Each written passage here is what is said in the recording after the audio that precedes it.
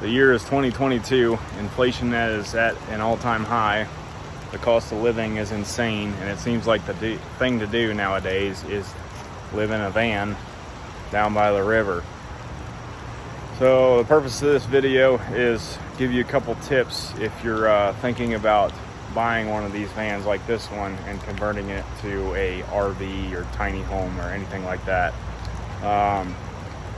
It's no big surprise or no secret that RVs are kind of crappy. If you do any kind of research on buying an RV, they're stupid expensive. Yeah, you can get a good one, but the material that they use to build the inside of them and stuff is just, it's kind of cheap, and the way they put them together, they're not easy to service. That's why RV mechanics make so much money. And if you're planning on doing this kind of conversion, you may not necessarily save money on it, but you can build it however you want it, and you know it'll be built right if you do the work yourself. So I'm going to give you a couple tips. Now keep in mind, this is just my opinion, but I am a full-time diesel mechanic. I've been doing it for about 10 years now. Got my own business. I'm going to give you a couple tips on maybe possibly buying one of these trucks.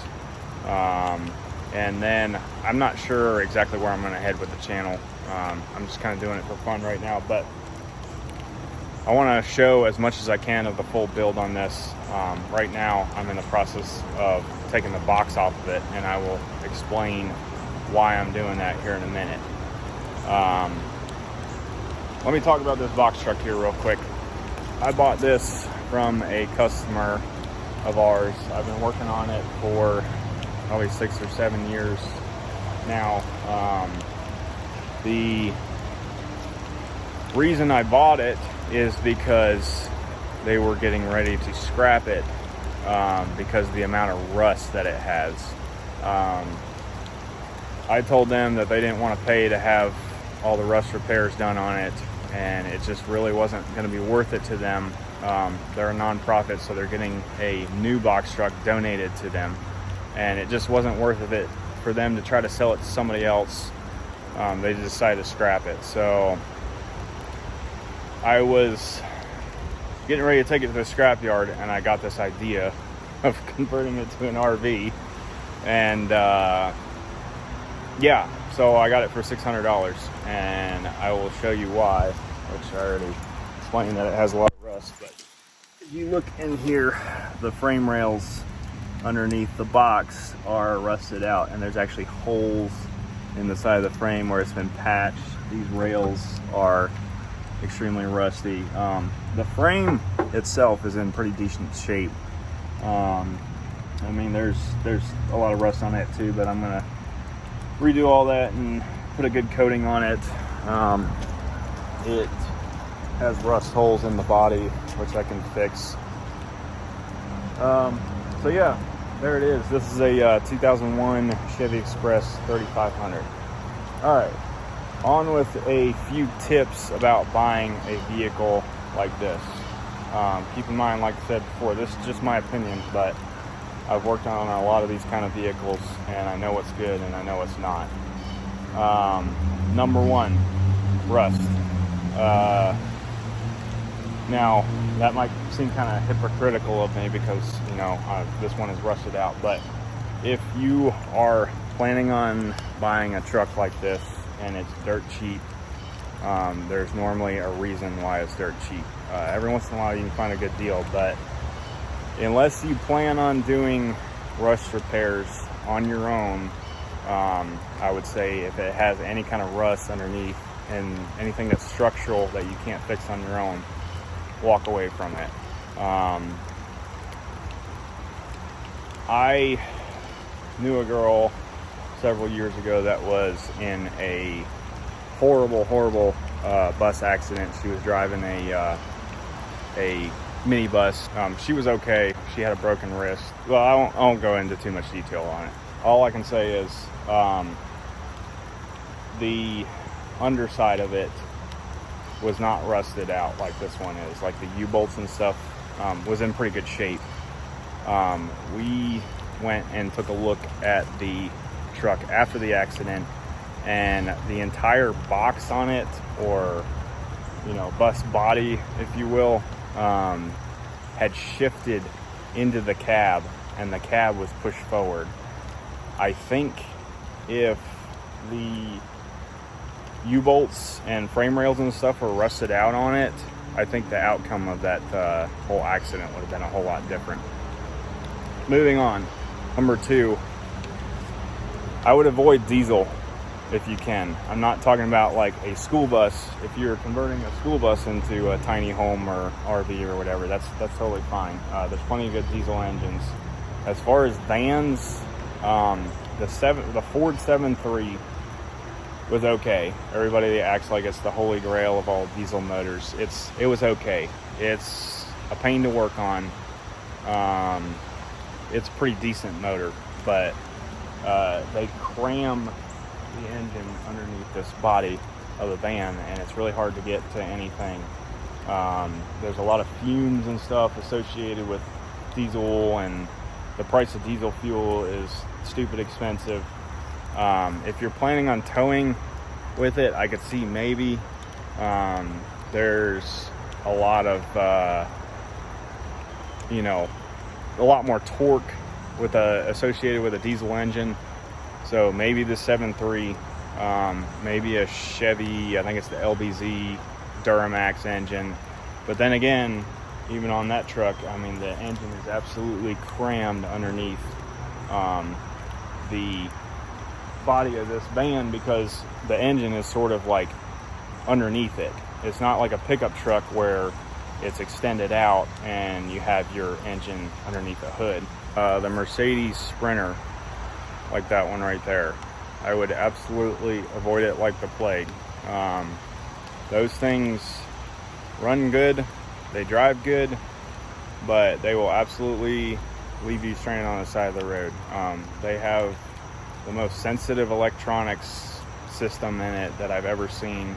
I actually, for the longest time in my area, I was one of the only people that was willing to even service them outside the Mercedes dealership, just because they are such a pain to work on. And like I said, they will leave you on the side of the road. No offense to anybody if you have one of those. If it works out for you, that's great. But most Sprinter owners, they'll probably tell you that they are very, very problematic. I would avoid this year right here. Anything 96 to 2002, I believe, is where they use this 5.7 engine. Now you're probably thinking, well, why do you have one? Like I said, I bought it for $600. I plan on converting it over to a better gas engine. If you're gonna go Chevy, I would get either the 6-liter or 5.3 gas engine in these vans. All the parts and stuff are interchangeable. The exhaust manifolds, with everything all the way from a truck, pretty much all the way up to like something ridiculous like a ZR1 Corvette. Like, all the engine blocks are the same, the intakes are similar.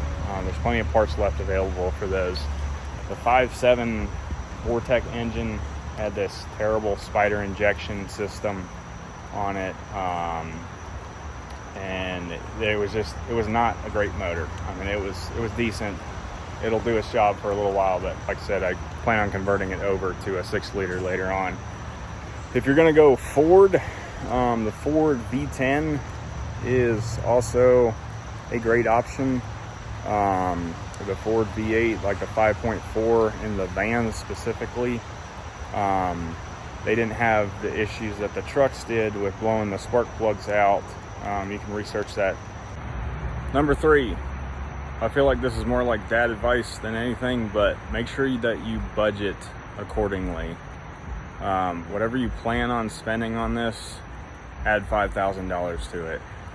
There's just a lot of things that you don't even think about, like random bolts and nuts and screws and plywood and boards, and all that stuff adds up really quickly and you don't expect it. I can't tell you how many buses that I've serviced where I show up and they've got the whole inside of it torn apart in it, and you know, I fix something on it, get it running, and I'm like, well, what are you doing with this? And they're like, well, we were gonna convert it to a RV or tiny home, but we just got halfway through it and realized it was just gonna be way too much, so we're selling it.